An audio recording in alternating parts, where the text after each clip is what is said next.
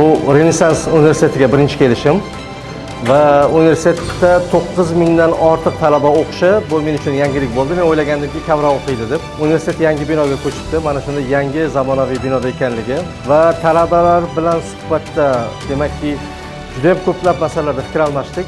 Ta'lim tizimi, xususiy universitetlar juda ham ko'payib boryapti va ular o'rtasidagi raqobat borgan sari oshib boryapti. Renessans universiteti O'zbekiston uchun kerakli bo'lgan 3-Renessansning poydevorini yaratadigan eng muhim universitetlardan bittasi bo'lishiga ishonch hosil qildim. Rahmat.